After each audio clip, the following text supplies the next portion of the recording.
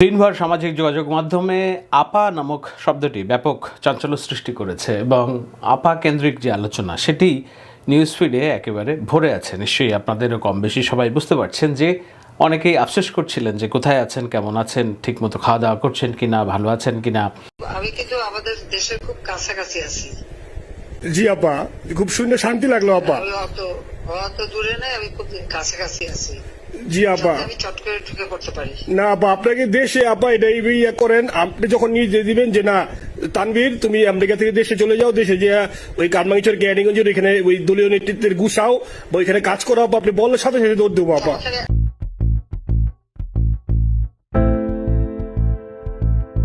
শেখ হাসিনা পালায়নের পরে এই এক মাসে আমরা নানান রকম বিভাজন দেখেছি নানান ইস্যুতে মতনৈক্য এবং একে অপরের পিছনে লেগে থাকা, যদি স্বাভাবিকভাবে বলতে পারেন জামাত সমর্থকদের বিএনপির প্রতি গোস্বা, বিএনপি সমর্থকদের জামাতের প্রতি গোস্বা, কেউ কেউ মাজার ভাঙছেন, কেউ কেউ মাজার প্রতিরোধ করার জন্য এগিয়ে এসেছেন, কেউ কেউ আস্তিক নাস্তিক দ্বন্দ্বে একত্রিত হয়েছেন। নানান দ্বন্দ্বে নানান মতে আমরা বিভক্ত হয়েছিলাম এবং আমরা বিভক্ত আছি, বিভক্ত হয়তো থাকবও, কিন্তু একটা প্রশ্নে জাতীয় ঐক্যমত্য বাংলাদেশের মানুষের সেরা এবং এটি অপ্রতিদ্বন্দ্বী, এটার কোনো তুলনা হয় না। কি সেটা হলো যে আপাকে প্রতিরোধ করার বিষয়ে। সে কারণেই যখন এই ফোন কল রেকর্ড ফাঁস হলো হোয়াটসঅ্যাপে, তানভীর নামক একজন ছাত্রলীগ অথবা যুবলীগের কর্মী যিনি যুক্তরাষ্ট্রে আছেন, তার সাথে কথোপকথনের যেই কল রেকর্ডটি ফাঁস হয়েছে সেটি নিয়ে ব্যাপক সামাজিক যোগাযোগ মাধ্যম নড়ে চড়ে বসেছে এবং এটি নিয়ে অভূতপূর্ব এক ঐক্যের দেখা মিলছে। সব ভেদাভেদ দূরত্ব বজায় রেখে এখন আপাকে যদি তিনি আসেন, সেটাকে যে প্রতিরোধ করা হবে সেই ব্যাপারে একটা গণ ঐক্যের মনোভাব তৈরি হয়েছে। আমরা যতদূর জানি যে গজিয়াবাদ সীমান্ত, আর তিনি যেটা বুঝিয়েছেন যে বাংলাদেশ সীমান্তের কাছাকাছি ঠিক কোথায় এটি বোঝা খুব মুশকিল, কিন্তু এটা হতে পারে যে তিনি হয়তো তার কর্মীদের মনোবল চাঙ্গা রাখার জন্য বলেছেন যে বাংলাদেশ সীমান্তের কাছাকাছি আসি, টুপ করে যেন চলে আসতে পারি। এখন টুপ করে যদি শেখ হাসিনা চলে আসেন, তাকে তার পরিণতি কী হবে সেটি নিশ্চয়ই একটা বড় আলোচনার দাবি রাখে। একটি কথা লেখা আমি পড়ছিলাম ফেসবুকে কিংবা কোথায় অন্যান্য জায়গায়, যে শেখ হাসিনা ছোটোবেলায় যেমন বাচ্চা পোলাপানদের ভয় দেখানোর জন্য বলা হতো যে ভূত আসবে কিংবা বাঘ আসবে অথবা শিয়াল আসবে, এখন বাংলাদেশের যে মানুষ, সেই মানুষ বিশেষত 4.5 থেকে 5 কোটি তরুণ শিক্ষার্থী যারা শেখ হাসিনা বিরোধী আন্দোলনে একেবারে একাট্ট হয়ে মাঠে নেমেছে এবং বাংলাদেশের আপামর জনসাধারণ যারা রাস্তায় নেমে এসেছে তাদের ছেলে মেয়েদের সাথে, এবং আমলা থেকে শুরু করে বুদ্ধিজীবী, সরকারি নানান রকম কর্মকর্তা কর্মচারী, সেনাবাহিনীর সদস্যরা যারা শেখ মুজিবের মূর্তি ভাঙচুর করেছেন, এমনকি আওয়ামী রাজনীতির প্রতি সফট কর্নার দেখানো শিল্পী সাহিত্যিক সমাজ এতদিন যারা আওয়ামী এবং বর্তমান সাবেক সরকারকে পদলেহন করে চলেছিল, তাদের অনেকেই শেষ দিকে এসে আর সেই সমর্থন অব্যাহত রাখতে পারেননি। যখন দেখেছেন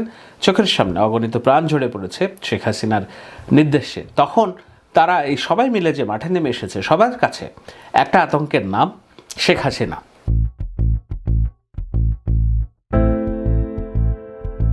দেখুন, পৃথিবীর সবচেয়ে বড় ঘৃণিত হত্যাকারীরও কিছু না কিছু সমর্থক ফলোয়ার থাকে। হিটলার জার্মানিতে সবসময় খুব ঘৃণিত একজন রাজনৈতিক নেতা ছিলেন। দ্বিতীয় বিশ্বযুদ্ধের পরে হিটলারের পতনের পরেও হিটলারের সমর্থক বাহিনীর অভাব হয়নি। আজকেও যখন জার্মানিতে রাজনৈতিক নানান রকম আলোচনা আমরা দেখি যে হিটলারের সমর্থক কিংবা হিটলারের নীতিকে পছন্দ করে এমন সব রাজনৈতিক এজেন্ডা যারা জনগণের সামনে আসে, তারা ভোটও পাচ্ছে। বাংলাদেশের যারা মানুষ আছে, আপনারা নিশ্চয়ই জানবেন, আপনাদের কাছে হিটলার একটি প্রিয় নাম অনেকের কাছে, কিন্তু বিশ্ব পরিমণ্ডলে হিটলার একটি ঘৃণিত নাম। সেই হিটলারেরও সমর্থক আছে। সেক্ষেত্রে শেখ হাসিনার কিছু সমর্থক থাকবেন এবং শেখ হাসিনার সমর্থক যে করবে কিছু মানুষ, সে বিষয়ে আপত্তি থাকার কথা না, এটাই বাস্তবতা।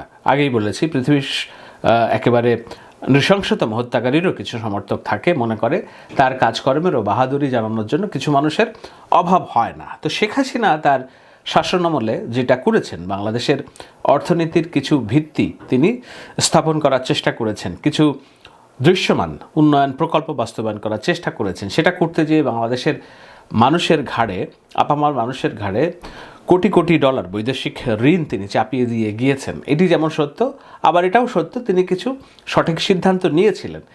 এবং এটাও সত্য যে তিনি বা পৃথিবীর ইতিহাসে অন্যতম দীর্ঘ সময় ধরে কোনো নারী শাসক হিসেবে রাষ্ট্র ক্ষমতায় টিকে থাকার রেকর্ডও অর্জন করেছেন। এগুলো হচ্ছে তার প্রাপ্তি। কিন্তু সবচেয়ে বড় অপ্রাপ্তি যেটা, সেটা হলো যে এই জীবদ্দশায় ৭৪ বছর বয়সে এসে বাংলাদেশের আপামর মানুষ তাকে একদম এটার বাংলা শব্দ হতে পারে ডাইনি, ডাইনির মতো ভয় পায়। ভয় পায় এই কারণে যে তার হাতে যে রক্তের দাগ, সেই রক্তের দাগ কোনো রাজনৈতিক প্রতিপক্ষের রক্তের দাগের কথা আমরা বলছি না কোনো সন্ত্রাসীর রক্তের দাগের কথা বলছি না। রক্তের দাগ হলো কোমলমতি শিশুদের হত্যার রক্তের দাগ, বিশ্ববিদ্যালয়ে পড়ুয়া শিক্ষার্থীদের রক্তের দাগ, রাস্তায় খেটে খাওয়া দিনমজুরের রক্তের দাগ, রিক্সাওয়ালার রক্তের দাগ। শেষ খবর পাওয়া পর্যন্ত আমরা এই হত্যাকাণ্ডের সংখ্যা আমরা জানি না, তবে এইটা আনুষ্ঠানিকভাবে সরকার বলছে তারা ৮০০ জনের লিস্ট পেয়েছে। ৮৯০ জনের কথা আমরা এর আগে জেনেছিলাম। আর যেসব খবর পাওয়া যায়নি সেই সব খবর যদি আমরা হিসাব করি, হত্যাকাণ্ডর সংখ্যা ১৫০০ থেকে ২০০০ হওয়ার কথা। তো ৩৬ দিনের একটি আন্দোলনে এত বিশাল সংখ্যক মানুষের প্রাণহানির ঘটনা, যেই শাসকের হাতে রক্তের দাগ, সেই শাসক যদি বলেন সীমান্তের কাছাকাছি আছে, টুপ করে চলে আসব, তাতে যেমন একটা ভীতি সৃষ্টি হয়, এবং ভীতি থেকে কি হয়, ঐক্যবোধের ধারণা তৈরি হয় যে না, আমাদের ভিতরে যতই বিভেদ থাক আমরা এই একটা ব্যাপারে ঐক্যবদ্ধ। কি সেটা হলো শেখ হাসিনাকে বধ করা। কিভাবে বধ করা? তিনি যদি দেশে আসেন কিংবা দেশে আসার যদি মনস্থির করেন, এমনিতেও তো তাকে দেশে আসতে হবে, দেশে তাকে ফিরিয়ে আনতেই হবে। তার বিরুদ্ধে মামলা হয়েছে, শতাধিক মামলা, সেটি নিয়েও তিনি আক্ষেপ করে বলছিলেন মানে একদম সব এলাকার বাইরে আপা, এখন ওদের কিন্তু আপা আমি সবার সব মার্ডার কেস, আর কিছু সব মার্ডার কেস। জি আপা, এখন সবার বিরুদ্ধে মার্ডার কেস। হ্যাঁ, এখন আপা এলাই দেবেন একখানা মামলা, সে কিছু করতে পারবো না, বরং এখানে বসে যে মামলা দিচ্ছে, জি আপা, আমার বিরুদ্ধে ১১৩টা মামলা। জি এই আপা। সব জিনিসগুলি নিয়ে জি। আমার মনে হয় জাতিসংঘ থেকে শুরু করে সবার কাছে এটা বলা দরকার যে এটা কোন ধরনের কথা, যে একটা ফলস মামলা। মানে আমার পরিবারে কেউ বাকি নেই, জি আপা, যারা বাইরে বিদেশে চাকরি করে জি আপা, সবার নামে মামলা।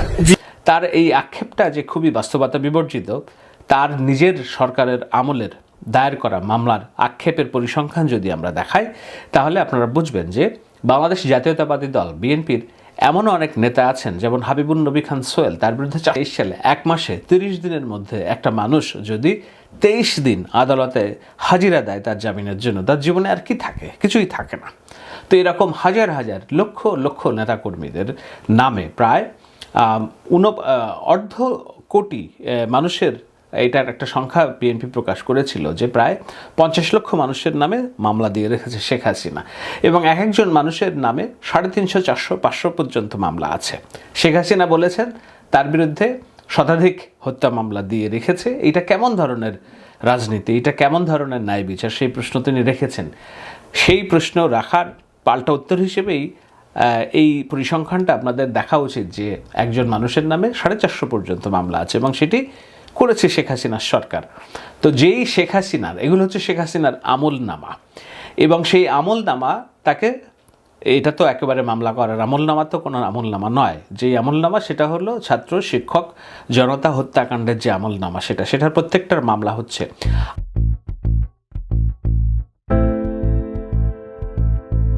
আমি একটু সন্দিহান, আমার মতো আরও যারা আইনি বিশ্লেষক আছেন কিংবা যারা আরও বেশি আইন জানেন, তারা একটু সন্দিহান যে এই মামলাগুলোর মেরিট কেমন। শেখ হাসিনার নামে যেসব হত্যা মামলা দায়ের করা হচ্ছে সেগুলো যথাযথ সাক্ষ্য প্রমাণের ভিত্তিতে করা হচ্ছে কিনা।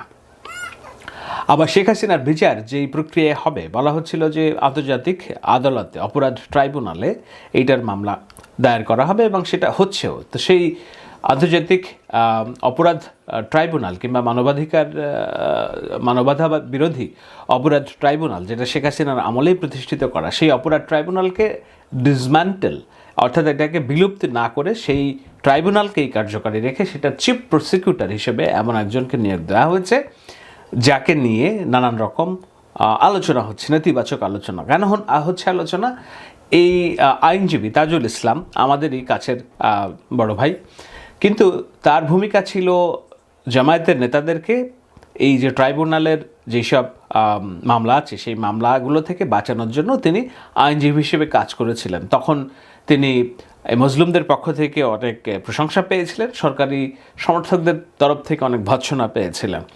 তো এইসব কারণে তিনি নানান কারণেই যেহেতু তিনি জামায়াতের নেতাদের মামলার পক্ষে লড়েছিলেন, যুদ্ধাপরাধীদের পক্ষে লড়েছিলেন, সুতরাং সেরকম একজন ব্যক্তিকে যার অধীনেই যার নির্দেশেই ট্রাইব্যুনাল হয়েছিল সেই শেখ হাসিনার বিরুদ্ধে দায়ের করা মামলার প্রধান প্রকৌশলী হিসেবে যখন নিয়োগদান করা হয়, তখন আইনজীবী হিসেবে তাজুল ইসলাম কতটুকু ভালো কতটুকু খারাপ সেই বিতর্কের চেয়েও বড় যে বিতর্কটি সামনে আসে, অভিযোগটি সামনে আছে যে এটি একটি প্রতিহিংসামূলক ন্যায় আদালত হবে কিনা, একটি প্রতিহিংসামূলক বিচার হতে যাচ্ছে কিনা, ঠিক শেখ হাসিনার আমলে যেটা হয়েছে।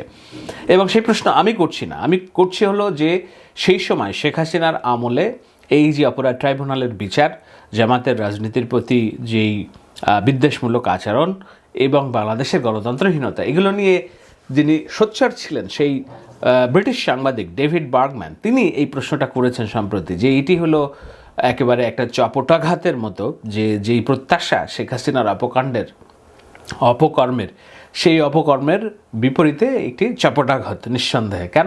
কেননা এরকম একজন মানুষ চিফ প্রসিকিউটর হিসেবে তাজুল ইসলামকে শেখ হাসিনার বিচার করার জন্য মনোনীত করা হয়েছে। এটার পক্ষে বিপক্ষে নানা রকম যুক্তি আছে। কেউ কেউ লিখেছেন যে বাংলাদেশের মানবতা বিরোধী অপরাধ ট্রাইব্যুনালের বিচার করার জন্য আইনি মারপ্যাচ বুঝে এমন লোকের সংখ্যা খুব বেশি নেই, হাতে গোনা। তাজুল ইসলাম নিঃসন্দেহে তাদের মধ্যে সেরা আইনজীবী, কেননা তিনি এটার ধারা উপধারাগুলো বুঝেন ভালো।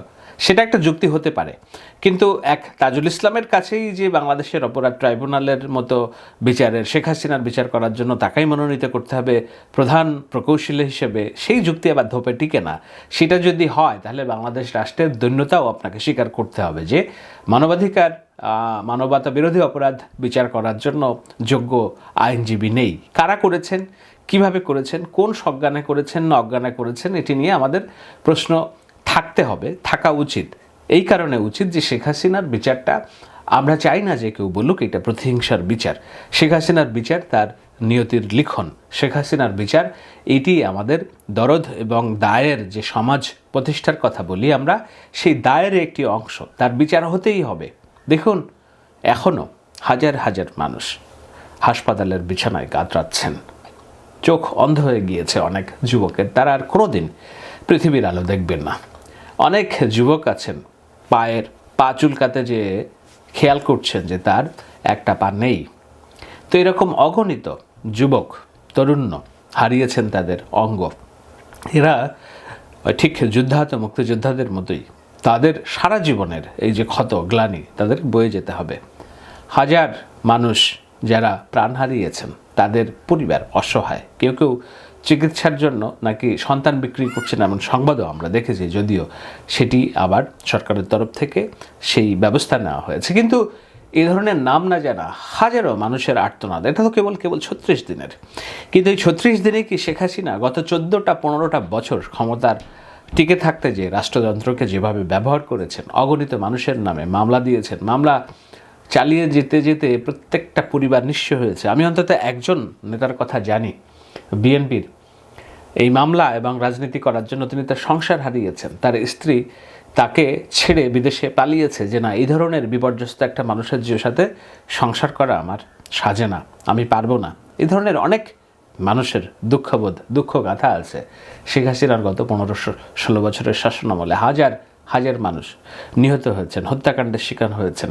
শাপলা চত্বরে মাদ্রাসার শিক্ষার্থীরা হত্যাকাণ্ডের শিকার হয়েছেন। হরতাল এবং অবরোধে, নির্বাচনের দাবিতে শত শত মানুষ প্রাণ হারিয়েছেন। অনেক রাজনৈতিক কর্মকাণ্ডের প্রেক্ষিতে স্কুল, কলকারখানা, গাড়ি ঘোড়া পোড়ানো হয়েছে। যেভাবেই হোক, যেই কারণেই হোক, এগুলো হচ্ছে ক্ষত। এগুলো সেই ক্ষতের জন্য যদি আপনি কাউকে বিচারের কাঠ গড়ায় দাঁড় করাতে না পারেন, তাহলে দায়ের সমাজ প্রতিষ্ঠিত হবে না। সেই দায়ের অর্থাৎ সেই রেসপন্সিবিলিটির সমাজ প্রতিষ্ঠা করার জন্য শেখ হাসিনার বিচার আমাদের একমাত্র চাওয়া। এবং এই চাওয়ার মধ্যে কোনো রাজনীতি নেই, এই চাওয়ার মধ্যে কোনো আওয়ামী লীগ সম্প্রীতি কিংবা আওয়ামী লীগ বিরোধিতা নেই। আওয়ামী লীগ বাংলাদেশের রাজনীতিতে রাজনীতি করবে, গণহত্যার দায় নিয়ে তারা প্রকাশ্যে ক্ষমা চাইবে, প্রত্যেকটা ইশতেহারে ক্ষমা চাইবে, প্রত্যেকটা নির্বাচনী ব্যানারে ক্ষমা চাইবে, এরপরেও তারা বাংলাদেশের রাজনীতি করবে, সেটাই তাদের রাজনীতি করার অধিকার আছে। কিন্তু শেখ হাসিনা, ব্যক্তি শেখ হাসিনা এবং এই গণহত্যার সাথে সম্পৃক্ত যারা ব্যক্তিবর্গ আছেন, তারা বাংলাদেশের মানুষের কাছে চরম ঘৃণিত এবং তারা ঘৃণার পাত্র হিসেবেই থাকবেন। যতদিন তারা বেঁচে থাকবেন ততদিনই থাকবেন। শেখ হাসিনার বয়স ৭৪ বছর, আল্লাহ তার হায়াত কতদিন রেখেছেন আমরা জানি না, কিন্তু এই বয়সে এসে এমন একজন দুর্দান্ত প্রতাপশালী শাসক, যার হাতে সমস্ত রাষ্ট্রকর্ম, সমস্ত রাষ্ট্রের অঙ্গ প্রত্যঙ্গ এবং একেবারে মহা সুখী রানীর মতো জীবনযাপন করছিলেন, হঠাৎ তার সেই স্খলন এমনভাবে হলো তাকে পালিয়ে একটা মানবতার জীবনযাপন করতে হচ্ছে। সেটাই শেখ হাসিনার একটা শিক্ষা। কিন্তু এই শিক্ষাই সবচেয়ে বড় শিক্ষা নয়। সবচেয়ে বড় শিক্ষাটা হলো তাকে ফিরিয়ে এনে বিচারের মুখোমুখি করা, হত্যাকাণ্ডের দায় নিশ্চিত করা।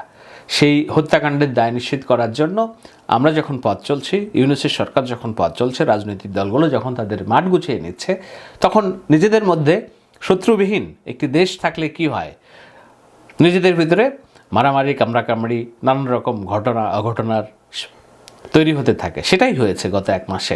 এই এক মাসে এমন সব হতাশা এবং না পাওয়ার বেদনা এবং না পাওয়ার যে ক্ষোভ, একে অপরের প্রতি বিতৃষ্ণা, অশ্রদ্ধাবোধ, মারামারি, হানাহানি, বাজে কমেন্টস, গালি, এগুলো সব কিছুই আপাতত থমকে গিয়েছে শেখ হাসিনার এক কল রেকর্ড ফাঁস হওয়াতে। কী বলছেন? সীমান্তের ওপারে আছে, টুপ করে চলে আসতে পারি। শেখ হাসিনা যদি টুপ করে চলে আসেন, বাংলাদেশের এই যে ছাত্র জনতা, বিভক্ত মানুষ, টুপ করে আবার একত্রিত হতে 7 মিনিটও সময় লাগবে বলে আমার দৃঢ় বিশ্বাস। লাগবে না এই সময়।